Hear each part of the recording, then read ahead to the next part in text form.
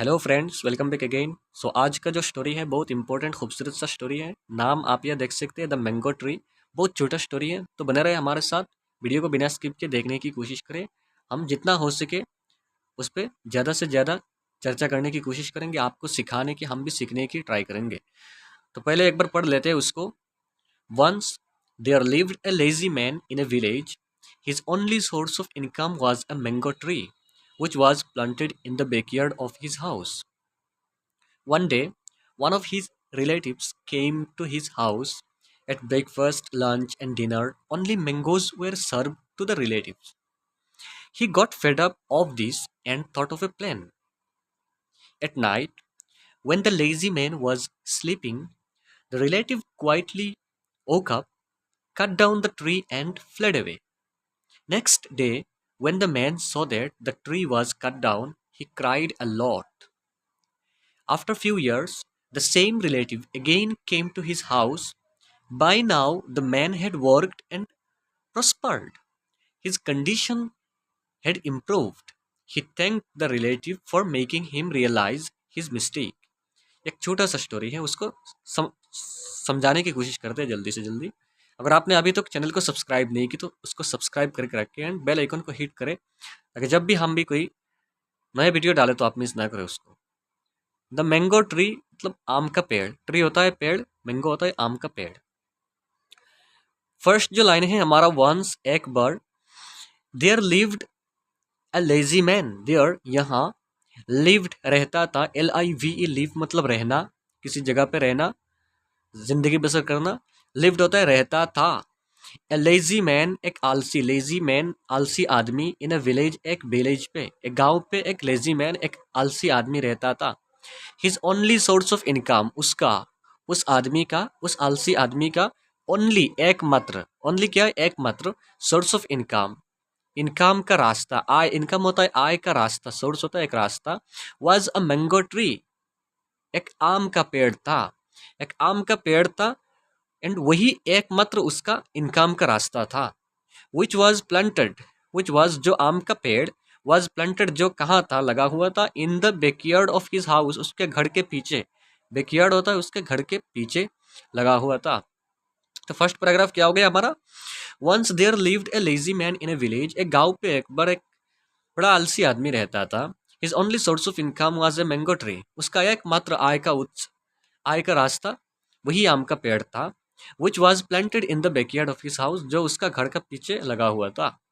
Second paragraph है हमारा, one day एक दिन, वन ऑफ हिज रिलेटिव्स, उसका एक रिश्तेदार, वन ऑफ हिज रिलेटिव्स। यहाँ जब वन ऑफ आता है तो यहाँ जो रिलेटिव्स रिलेटिव्स आया उसके साथ हमेशा, वो हमेशा प्लूरल होता है, उसके साथ एस आएगा। One of his friends, one of his relatives, one of his enemies, जो भी कहो, मतलब उनका रिलेटिव्स में से, उनका रिश्तेदारों में से एक रिश्तेदार आया। केम मतलब आए, टू हिज हाउस उसके घर में, एक रिश्तेदार उसके घर में आए।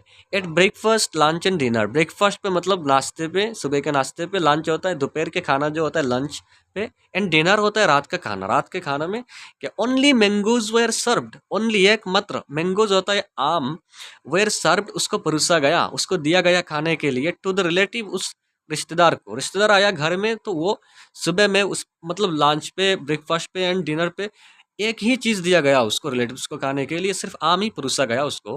ही गॉट फेड अप, तो रिलेटिव्स को गुस्सा आ गया। ही गॉट फेड अप मतलब तंग आ गया उसको, ये बोर्ड हो गया खाते खाते, ऑफ दिस उससे, मतलब भाई मैं आया किसी के घर में तो सुबह नाश्ते पे भी मुझे आम दिया जा रहा है, मतलब लंच पे भी आम दिया जा रहा है, डिनर पे भी आम, मतलब ये देखकर उसको तंग आ गया, बोर्ड हो गया। And thought of A plan, and thought मतलब चिंता किया, मतलब सोचा, एक प्लान, एक प्लान को सोचा, उसका दिमाग में एक प्लान आया। तो सेकंड पैराग्राफ को देख लेते। वन डे एक बार, एक दिन, वन डे मतलब एक दिन, one of his relatives came to his house, उसका, उस आलसी आदमी का एक रिश्तेदार उसके घर में आया। At breakfast lunch and dinner, breakfast पे, लंच पे एंड डिनर पे, only mangoes were serve to the relatives, उस रिश्तेदार को सिर्फ आम ही खाने के लिए दिया गया, परोसा गया। सर्व होता है परोसना, देना, खाने के लिए दिया गया।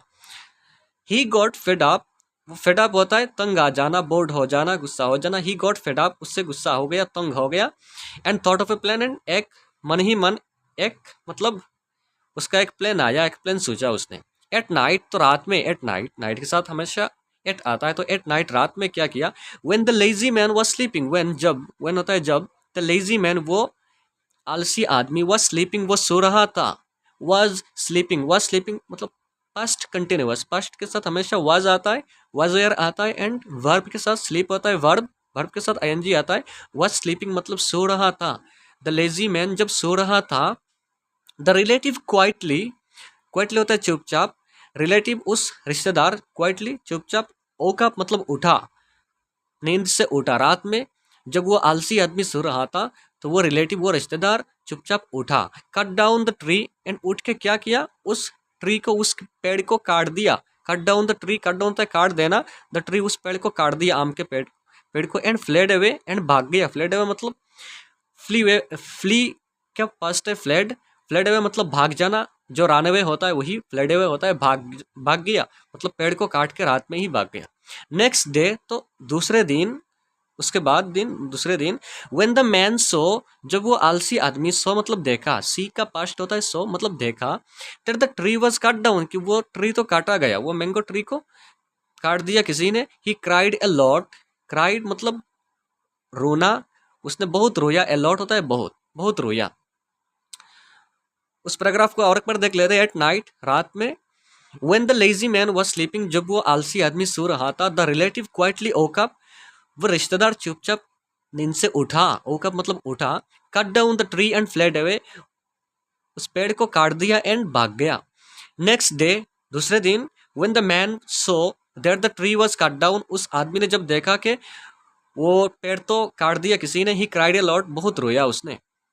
उसके बाद है हमारा ये पैराग्राफ, आफ्टर फ्यू ईयर्स, कुछ साल बाद, आफ्टर फ्यू ईयर्स कुछ साल बाद, द सेम रिलेटिव वही रिश्तेदार, अगेन फिर, अगेन होता है फिर, केम टू हिज हाउस, केम आया, टू हिज हाउस उसके घर में, जिस रिश्तेदार ने आम के पेड़ को काट के रात में ही भाग गया था, वही रिश्तेदार कुछ साल बाद फिर आया उसके घर में, उस लेजी आदमी के घर में।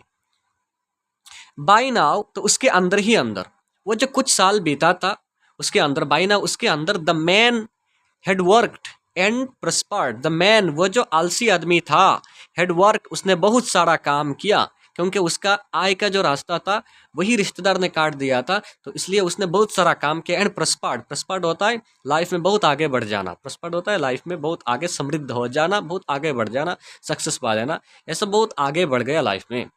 His condition had improved, and उसका जो कंडीशन था, उसका जो सिचुएशन था, जो स्थिति था, वो आलसी आदमी था, पहले सिर्फ पेड़ के मतलब पेड़ ही था, वो आम का पेड़ ही था उसका सोर्स ऑफ इनकम, कुछ नहीं करता था, सिर्फ उसी से खाने की चिंता करता था। अब जो पेड़ नहीं था तो उसने बहुत सारा काम किया, वर्क किया, एंड प्रस्पर्ड बहुत आगे बढ़ गया, उसका कंडीशन पूरा चेंज हो गया, बदला हो गया, इम्प्रूव हो गया।